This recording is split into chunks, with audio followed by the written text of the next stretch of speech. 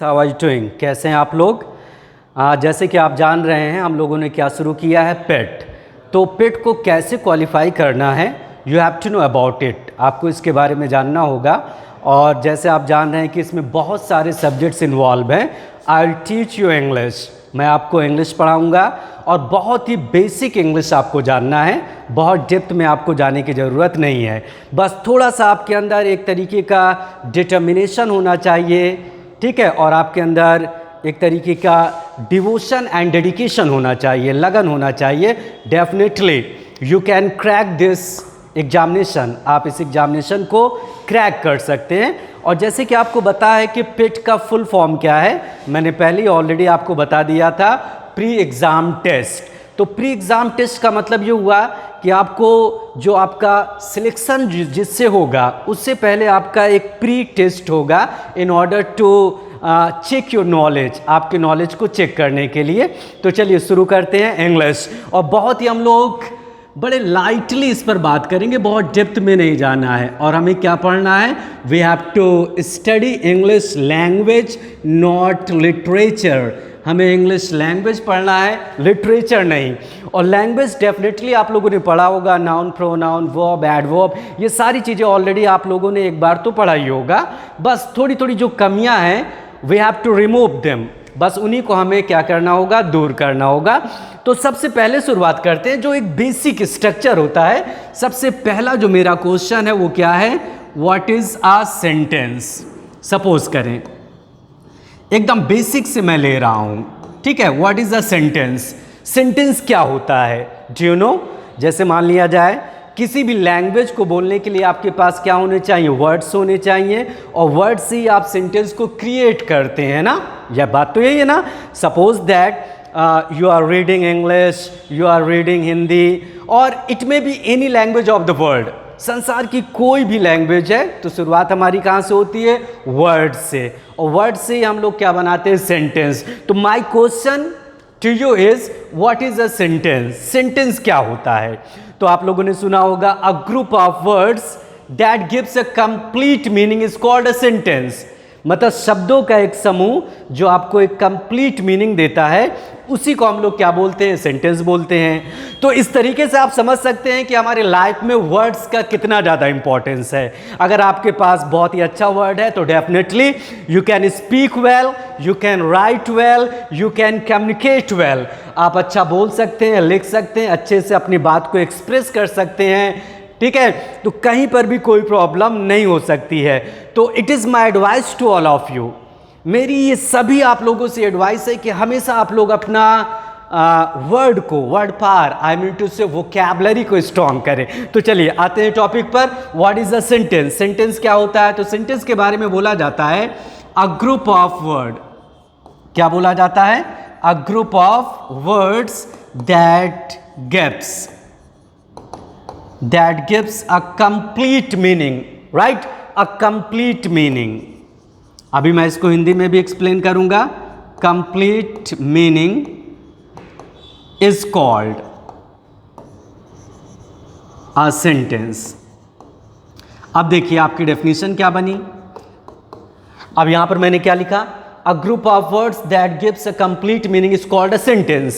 मतलब शब्दों का एक समूह जो आपको एक complete meaning देता है, not incomplete. I'm just telling you complete, right? एक complete meaning देगा, उसी को हम लोग क्या बोलेंगे, sentence बोलेंगे। क्लियर हो गई बात, is it clear? तो मैंने क्या बोला, what is a sentence, sentence क्या है, और मैंने लिखा क्या, a group of words that gives a complete meaning is called a sentence. बात समझ में आ गई। चलिए अब थोड़ी सी और आगे बात करते हैं। अगर आपसे पूछा जाए how many types of sentences, बहुत सारे स्टूडेंट्स ऐसे होते हैं जिनको आइडिया ही नहीं होता कि सेंटेंस कितने हैं। अगर उनसे पूछा जाए तो कैसे गिनाते हैं, सबसे पहले बोलते हैं पॉजिटिव, नेगेटिव, इंटरोगेटिव, ठीक है। तो इस तरीके से देखा जाए तो उनके अकॉर्डिंग बहुत ज़्यादा हो जाते हैं। But there are 5 sentences, you can see these are 5 fingers, ये हमारी 5 उंगलियां हैं, and they are very important, और बहुत ज़्यादा इंपॉर्टेंट है। उसी तरीके से जो हमारी इंग्लिश है उसमें कितने सेंटेंस होते हैं, देयर आर 5 सेंटेंसेस, 5 सेंटेंस है। कौन कौन से हैं, जस्ट आई एम राइटिंग, मैं आपके लिए लिख रहा हूं। पहला हमारा क्या है, असर्टिव, ठीक है। पहला सेंटेंस हमारा क्या बना, असर्टिव सेंटेंस। दूसरा हमारा क्या बनता है, इंटरोगेटिव। इसको आप लोग नोट कर लीजिएगा, बहुत ही बेसिक नॉलेज है इंटरोगेटिव सेंटेंस ना।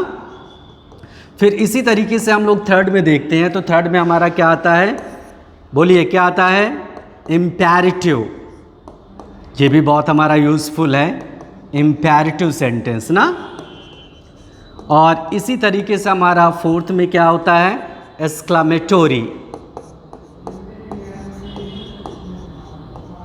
एक्सक्लामेटोरी सेंटेंस, राइट। और पांचवें में हमारा क्या होता है, दैट इज कॉल्ड ऑप्टेटिव। अब आप लोगों को याद रहेगा हमेशा के लिए, सपोज दैट अगर आपसे पूछा जाए how many types of sentences, तो आपको केवल ही 5 बताना है। कौन कौन सा, assertive sentence, interrogative sentence, imperative, exclamatory and optative sentence. और इसी असर्टिव के अंदर आपका क्या होता है, पॉजिटिव एंड नेगेटिव। क्या होता है, that is called positive and negative.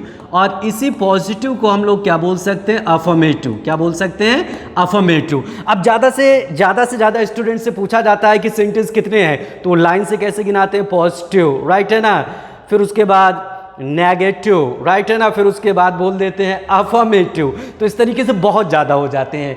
तो यही 5 सेंटेंसेस को डिटेल से आपको जानना है, और इन्हीं का यूज़ हम अपने लाइफ में करते हैं। वेदर वी राइट समथिंग और we speak something, we use this 5 sentences. इन्हीं 5 सेंटेंस का हम अपने लाइफ में बहुत ही अच्छे से इस्तेमाल करते हैं। तो आज आप लोगों को बहुत ही अच्छा एक तरीके का इन्फॉर्मेशन दिया गया, और वो इन्फॉर्मेशन क्या है, बहुत ही बेसिक नॉलेज। मैं तो ये नहीं कहूँगा कि बहुत मैंने डेप्थ में बताया, एकदम बेसिक नॉलेज मैंने दिया। पहला नॉलेज मैंने क्या दिया कि व्हाट इज़ अ सेंटेंस, और फिर उसके बाद मैंने बोला कि देयर आर 5 सेंटेंसेस, ये हमारे 5 सेंटेंस है। डेफिनेटली आप लोगों ने इन 5 सेंटेंसेस का इस्तेमाल बहुत किया होगा। असर्टिव का भी इस्तेमाल किया होगा, इंटरोगेटिव का भी इस्तेमाल किया होगा, इम्पेरेटिव का इस्तेमाल किया होगा। हो सकता है मे भी एक्सक्लामेटोरी या ऑप्टेटिव का आप लोगों ने बहुत ज़्यादा इस्तेमाल नहीं किया होगा।